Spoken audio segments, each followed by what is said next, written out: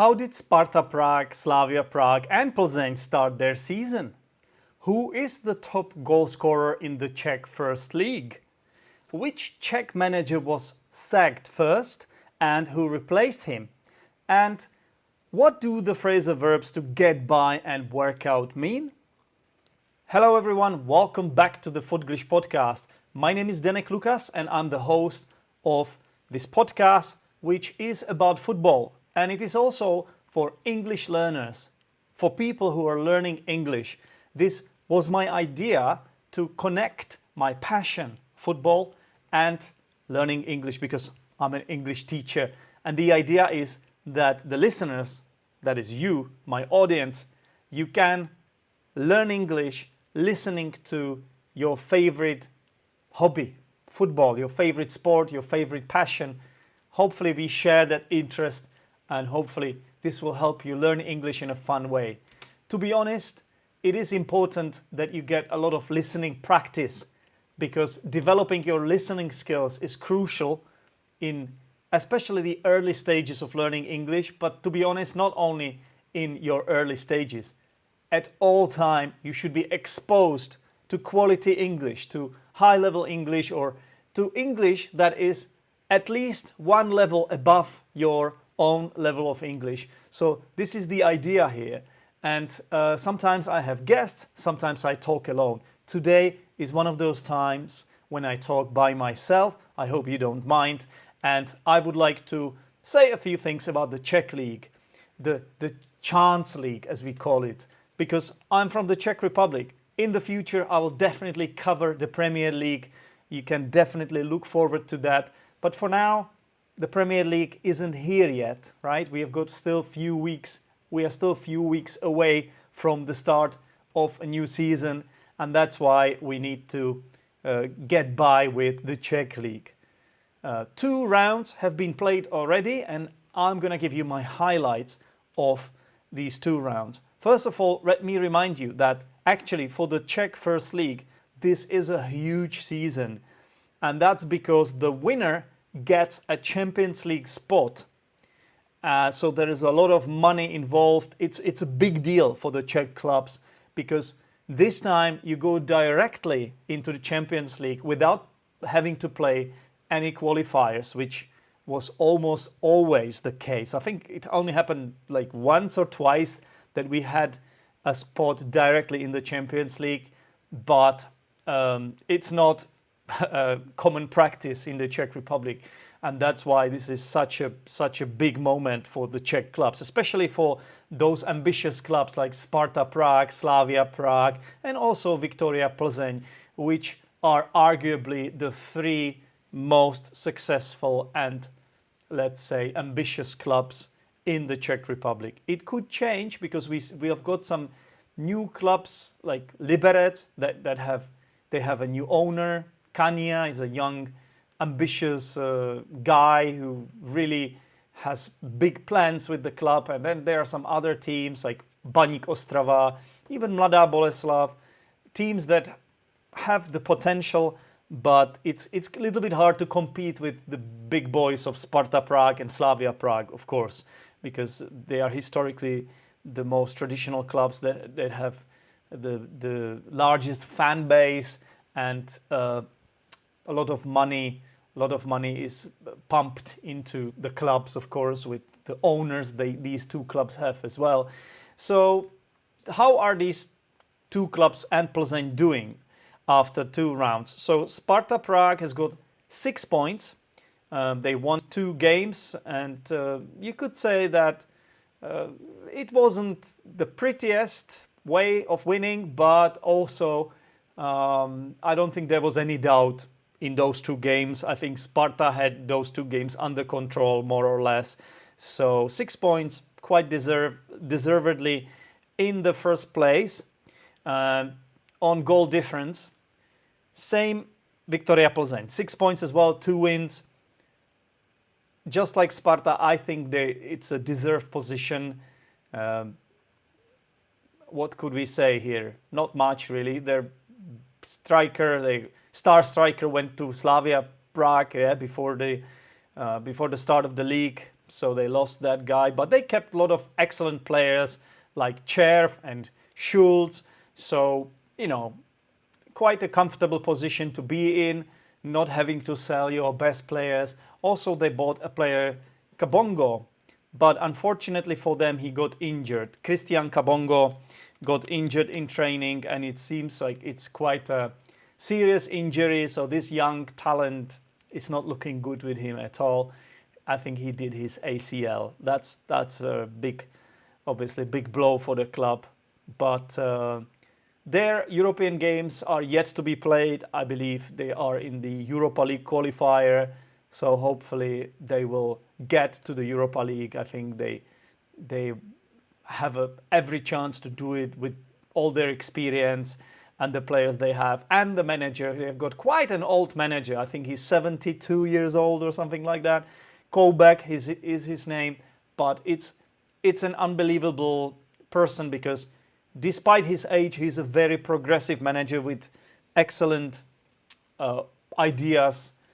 It's almost like he's playing chess. Every time he has some ideas, it seems like he's playing chess or something like that, the game chess. Yeah, then Slavia Prague, they only have 4 points, and that's because they drew their first game against Slovácko. That was really disappointing. They did much better in their home game. They won that game 4-0, a very convincing victory over České Budějovice. Well, it seems like Slavia Prague have a hangover after the Euros because a lot of their players participated in the tournament.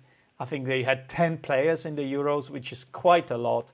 So obviously they did not join the preseason. I think there is no surprise that their start will be a little bit slower, but they have to try hard not to fall behind too much because losing points in the Czech League can be quite costly. The season is long, but you don't want to start losing points early in the season and then having to catch up. It can be quite ugly, actually, to have to do that. Now, Baník Ostrava looks good, I have to say. Mladá Boleslav lost their first game in a bizarre circumstances when their two players got sent off in their opening game against Jablonec, the team that I cheer for. Speaking of Jablonec, they have 3 points after 2 games because they also lost to Baník Ostrava away from home. Liberec, as I mentioned, have a new owner, Mr. Kania, who is a young, confident guy. I think he's about 30 years old or something like that. And he is very different in the way he communicates because he talks to the media. He goes to all different podcasts, and I've heard all his interviews. Very transparent. He prides himself on being very transparent. You know what? Some people say he might struggle in the Czech League because of him trying to be different, trying to change everything, and also kind of over ambitious because sometimes when you have young people, they have all these ideals, right? And it doesn't always work out. For example, it happens to teachers very often, right? When you start as a teacher, after graduating from university, you have all these fresh ideas and you want to implement everything, and then you realize that it's almost impossible to make that work because of the environment you are in. So I'm a little bit afraid that something similar might happen to Mr. Kania, but you never know. It could work out well for him. I think it's kind of a breath of fresh air, actually, and it might make the league more interesting because he's like a marketing guy as well. He focuses on marketing, tries to do it well, and I think it's interesting. It makes the league more interesting. Yeah, so far I would say the league has been interesting enough. We have seen some interesting moments. Also, the transfer window is still open, so it looks like Slavia and Sparta Prague have big squads, and some of their players are wanted by big teams, actually. Preciado is an Ecuadorian player playing for Sparta Prague, and he's wanted by apparently Everton from the Premier League, which would be a big move, of course, for the Czech League as well if we had a player in the Premier League, player that has been in the Czech League wanted by a Czech club is always a big moment. Then by an English club is always a big moment. And then there is Oscar, the midfielder who has been at Slavia for a long time, 26-year-old. I think he's from Liberia, I think so. And he is linked with Galatasaray Istanbul or possibly even Sevilla. So those two players, the Czech League could lose them soon because those are, of course, big opportunities for those footballers. So you wouldn't blame them if they left, right? They would have higher salary, better conditions and all that, bigger club. So the Czech League might lose those two guys. Right? We should also say that the Czech League has unfortunately lost two young talents. We have mentioned the Kabongo guy. He got injured for Plzeň. Something similar happened to Vlček.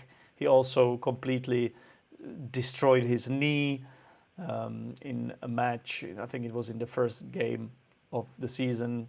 It's a Slavia Prague defender.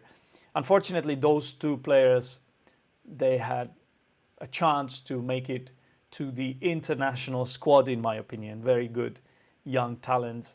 So now their progress will be interrupted or stalled by at least, I would say, one season, because those injuries, they are until the end of the season, probably, most likely.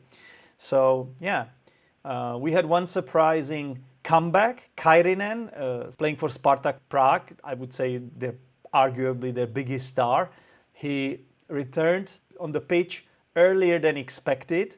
I heard on a podcast that he had eaten a lot of yogurts, and that's why he kept himself in good shape, physically and mentally, because of eating a lot of yogurt. So now he's back on the pitch, so I think that's great news for Sparta Prague. What I've noticed a lot is that both Slavia and Sparta Prague do very heavy rotations. Yeah? So you kind of expect it from Slavia Prague because their manager Jindřich Trpišovský always used to do that.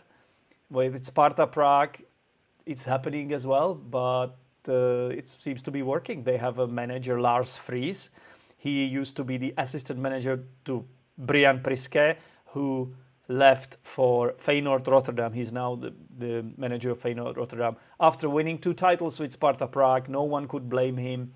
And now his former assistant became the first coach. He is also from Denmark, so we have got a Danish coach, and that's really interesting. And we have an interesting situation with Václav Jurečka, who was the top goal scorer in the Czech League twice in a row, I believe, in 2 consecutive seasons. And he's a Slavia Prague striker, but he refused to sign his contract, and now he's got, I think, 1 season left, and I think there are some issues, some internal issues with the management because of him not wanting to sign that deal. Now he is kind of being sidelined, so his role in the team has been reduced. It looks like he's just on the bench, but that's a bit weird because if you have a top goal scorer, can you really afford to do that? It's a bit strange. I think there is some bitterness going on between the chairman, Jaroslav Tvrdík, and this player. I don't honestly know what was said. It's a bit strange, honestly. We have seen some big goals as well. The most beautiful goal was by Kliment. I think it was in the game against České Budějovice. Kliment is a player playing for Olomouc, Sigma Olomouc, and he scored a fantastic bicycle kick. In that game, he actually scored a brace. He got 2 goals under his belt, and this goal with the bicycle kick was absolutely awesome. It was the top quality. Almost didn't seem like Czech League to me, but that was absolutely brilliant. Then there was a hat-trick as well. Mladá Boleslav has a player called Mareček who scored a hat-trick. All of these 3 goals were kind of simple goals, but even simple goals count, even if they were easy. 3 goals, scoring 3 goals is a great achievement, of course. So well done. Mareček is now the top goal scorer, obviously. after 2 rounds having 3 goals. That's enough for being on top.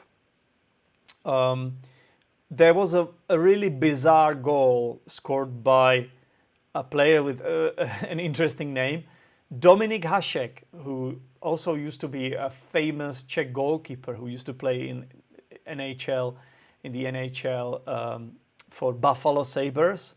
And now we have a footballer, Dominik Hašek. I don't think they are related. But basically he was crossing from kind of the halfway line. And the keeper was trying to catch the ball and missed the ball with his feet. Oh, sorry, with his hands. And I don't think he even touched the ball. It just went into the goal. The ball was slow. It was just a slow, lofted ball, like a cross. And the goalkeeper completely mistimed it. And it was like a really surprising error, basically, a blunder. And that goal was scored by Dominik Hašek, as I said, playing for Dukla Praha. It was a derby game. Dukla Prague is a Prague team, and the game was against Bohemians. They are another Prague team. And Bohemians were the better team in this game. They were the home side as well. But because of this weird goal, they lost their game 1-0. We had one manager sacked already. Jiří Lerch from České Budějovice was sacked with his entire staff. And that's because after 2 games they only had 0 points. But it looked a bit weird because at České Budějovice they have a new owner. And it looked kind of like it was sort of prepared. Like they didn't want this manager there. They wanted to implement their own people. So they were waiting for this opportunity to happen, and they did it really quickly. It seemed a bit unfair. Jiří Lerch was replaced by František Straka, who is a well-known Czech coach. I would say he's kind of a TV personality. He's a funny guy who always speaks very fast and has kind of erratic kind of behavior and kind of hot-tempered personality, and always uses German words when he speaks Czech, which is a bit weird. But to be honest, it could help České Budějovice because they have 3 German players and 1 player from Austria. So these are German speakers. So from that point of view, the appointment of František Straka could be a good choice. He also comes from that place. He is originally from the south of Bohemia. So České Budějovice is like the capital of the south. So I think we will see. Then we have got another interesting coach back in the Czech League. Of course, I already spoke about Dukla Praha. Petr Rada, who is probably the most controversial Czech manager. He is like another hot-tempered coach, and who always says something incredible during his press conferences or interviews that it doesn't fit the 21st century, basically. He often, when it comes to like some players of different skin color or players, international players, he doesn't mean it. I don't think he's necessarily racist, but he's just so awkward whenever he speaks about players like that. And he even got a ban last season. He was in the 2nd league with his team Dukla Prague, and he got an 8-month ban. This ban was later reduced down to 3 months, and he also got a fine of 80,000 Czech crowns. Now he's back in the league, but during his press conference, he said basically that the apology that was issued by him and that led to him getting the ban reduced, actually he admitted that he didn't even read it, that he just signed it, which was a weird thing to do, to be honest with you. He should just admit that he had made a mistake. I don't understand why he's trying to be this kind of person. It's just, he's a bit of a dinosaur for me. I'm sorry. It's just who I think he is. Of course, he can have his opinions, but honestly, you can't say on the one hand that you are not racist and then say things which are considered racist in the 21st century. So he should be more careful. But I don't think you can change him. He's in his 60s, I think, and he's just kind of old school manager, like retro manager, as I heard it on another podcast called Nosiči Vody, one of my favorite Czech podcasts about football. And I completely agree with this assessment, to be honest.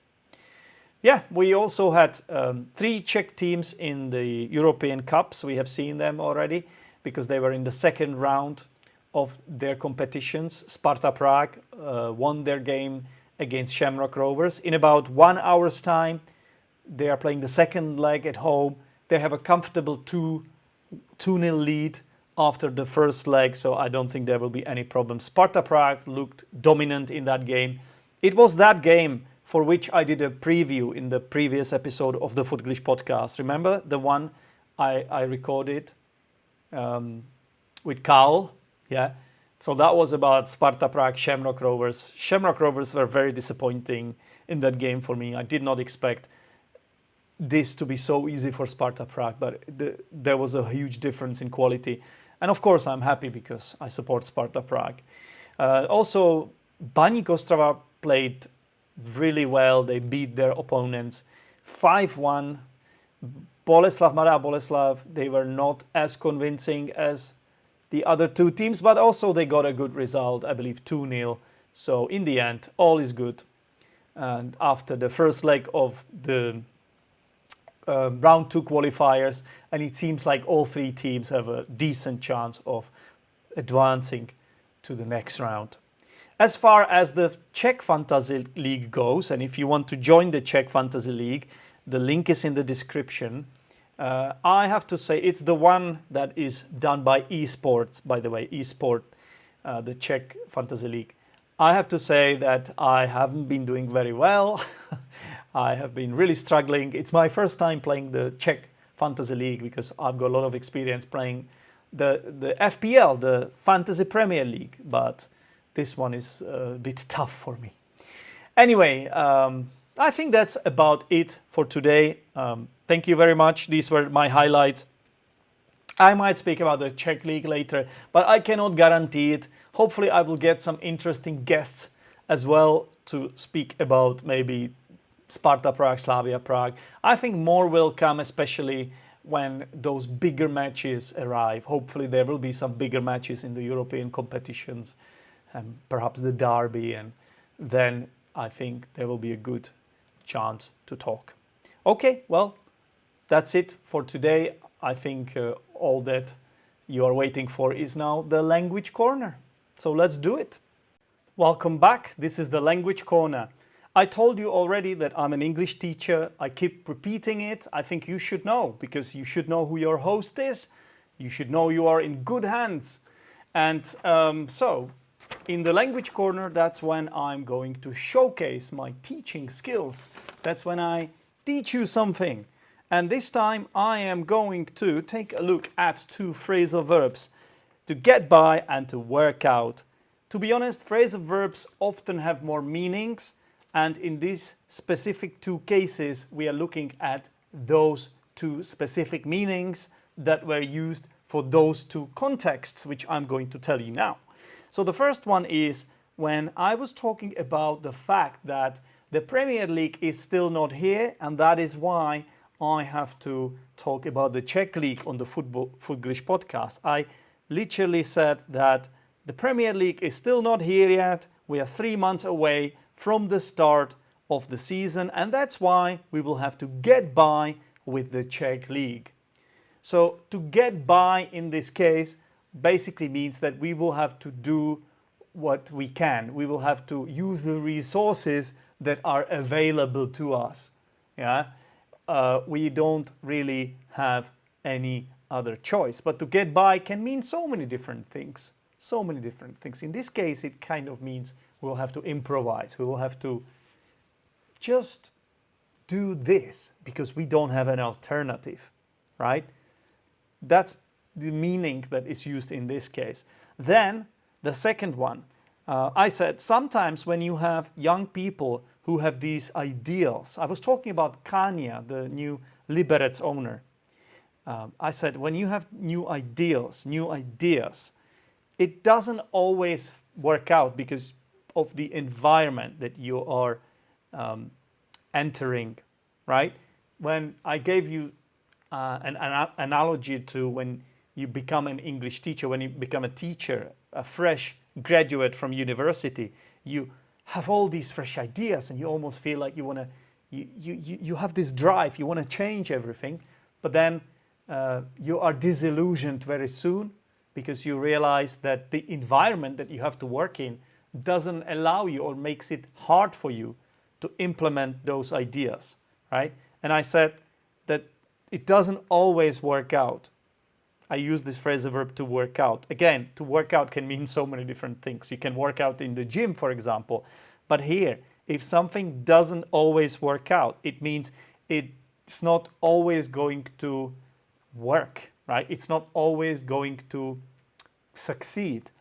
It's not always going to develop in a satisfactory way, in a suitable way, in the way that you expect. So I don't want to, be negative. I think it's too early to say Kania might be very successful, but it might also not work out. All right, well, I hope this episode of the Footglish podcast has worked out for you. I hope that you enjoyed it. And don't forget that it's still a very young podcast, very young indeed, because I created it about 2 months ago. So it's early days for the podcast and I need your support more than ever. Later, it might be much easier for me, because once a podcast is established, once a lot of people know about the podcast, then it's easier to get connections and get more listeners. But when you are at the very beginning, that's when I need your help. So please, why don't you write a review on Apple Podcasts, give me 5 stars on Spotify, do all that good stuff that can actually help me make this podcast better in the future and keep me motivated as well, which is also very important for me wanting to publish more and more episodes for you. I do love doing it. I really enjoy it, but it also takes my time. So understandably, I need to find some kind of balance. Anyway, that's all for today. Thank you very much for listening, and I will speak to you soon. Take care, everyone, and enjoy your summer. Bye-bye.